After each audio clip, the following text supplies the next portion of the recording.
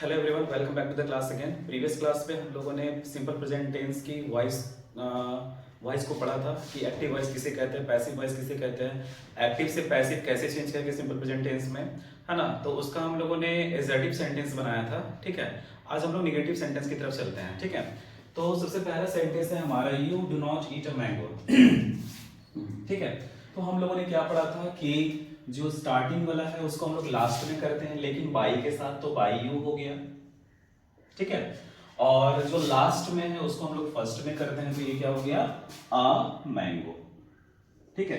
तो सबसे पहला काम आपको क्या करना है कि जो लास्ट वाला वर्ड है उसको आपको पहले करना है, और जो फर्स्ट वाला वर्ड है उसको आपको लास्ट में करना है, लेकिन बाई के साथ। और बाई के साथ क्या होगा, ऑब्जेक्टिव केस होगा, ठीक है। तो इसको आपने यहां किया, इसको आपने यहां किया। उसके बाद जो जो डिमांड कर रहा है यहाँ पे, देखिए यहाँ पे क्या है, डू नॉट है ना। तो मैंगो के साथ क्या लगेगा, मैंगो के साथ लगेगा इज, ठीक है। तो डू है तो यहाँ पे इज लग गया, क्योंकि डू या डज पैसिव वॉइस में नहीं लगता है, ठीक है। तो मैंगो के साथ क्या लगा, इज लगा। उसके बाद हम लोग नॉट लगाते हैं। अब ईट है, ईट का V3 क्या हो जाएगा, ईटेन, है ना। Mango is not eaten by you, मैंने थोड़ा ज्यादा दूर लिख दिया, बाई यू यहाँ पर आप लिख सकते हैं, ठीक है। ये हो गया हमारा सेंटेंस पैसिव वॉइस का कंप्लीट हो गया, ठीक है। फिर से मैं समझाता हूं। ये जो लास्ट वाला उसको मैंने फर्स्ट में लिखा, है ना। ये लास्ट वाला मैंने फर्स्ट में लिखा और ये फर्स्ट वाला मैंने लास्ट में लिखा, ठीक है। अब मैंगो के साथ क्या लगेगा, इज लगेगा, क्योंकि अगर सेंटेंस में V1 हो या V5 हो या डू हो या डस हो, ठीक है, तो हमारा बनाने का पैसिव तरीका क्या है कि इज एम आर के बाद V3 यूज करना है, ठीक है। तो हम लोगों ने लास्ट वाले को फर्स्ट में लाया, फर्स्ट वाले को लास्ट में लाया, उसके बाद इज एम आर में से कोई एक यूज किया सब्जेक्ट के हिसाब से, उसके बाद नॉट लिखा, फिर ये ईट है, ईट का क्या हो जाएगा, V3, ईट है ना। चलिए अब आगे बढ़ते हैं। ये फर्स्ट में है और ये लास्ट में है, तो लास्ट वाले को उठा के हम फर्स्ट में ले आते हैं, तो ये क्या हो जाएगा, अ मैंगो, ठीक है। अब ये लास्ट फर्स्ट वाले को लास्ट में ले जाएंगे तो बाई, बाई के साथ, तो यहां सी है तो बाई सी लिखेंगे, नहीं बाई सी नहीं लिखेंगे, है ना, बाई हर लिखेंगे, सी का ऑब्जेक्टिव केस लिखेंगे, समझ में आया, है ना। तो अ मैंगो को मैंने क्या लिखा, अ मैंगो, और सी को क्या लिखा, बाई हर, यानी कि लास्ट वाला आ गया फर्स्ट में और फर्स्ट वाला आ गया लास्ट में। उसके बाद अ मैंगो के साथ क्या लगेगा, इज, ठीक है। डस की जगह क्या लग गया, इज लग गया। अब नॉट है तो नॉट के साथ हम लोग क्या लगाएंगे, नॉट ही लगाएंगे। अब ईट का V3 क्या होगा, ईटेन होगा, बाई हर, है ना, कंप्लीट हो गया।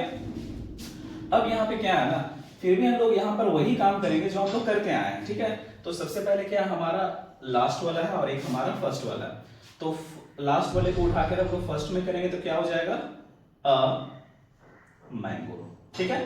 और फर्स्ट वाले को कहां कर दिए, लास्ट में, तो क्या हो जाएगा, बाई यू, ठीक है, बाई यू।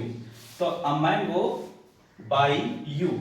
अब देखिएगा कि अ मैंगो के साथ इज लगेगा, देखिए अगर डू या डच शुरू में है तो इज एम आर भी शुरू में लगेगा, तो अ मैंगो के साथ क्या लग गया, इज, तो इज अ मैंगो, ईट का V3 क्या होगा, ईटेन होगा, ठीक है।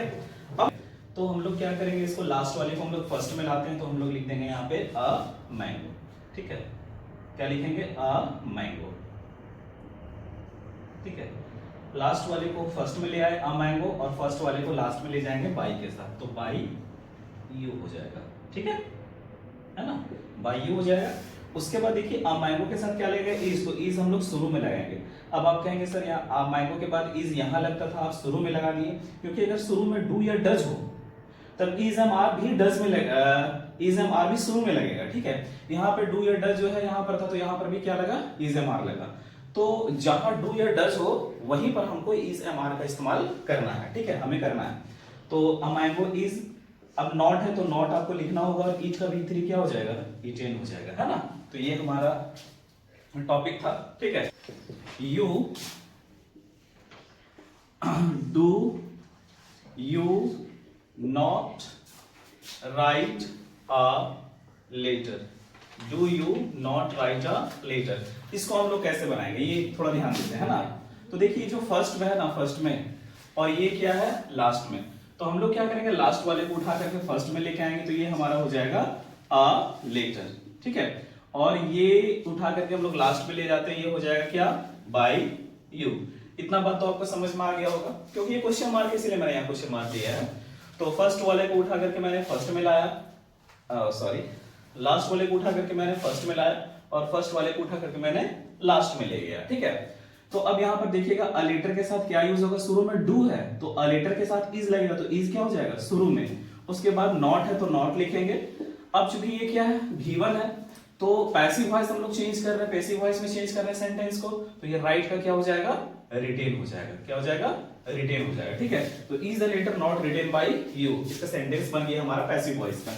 अब एक क्वेश्चन मैं आपको देता हूं, आपको कमेंट में इसका आंसर देना है। Do you not play cricket? चलिए जल्दी से इसका आंसर कमेंट करिए। Thank you very much.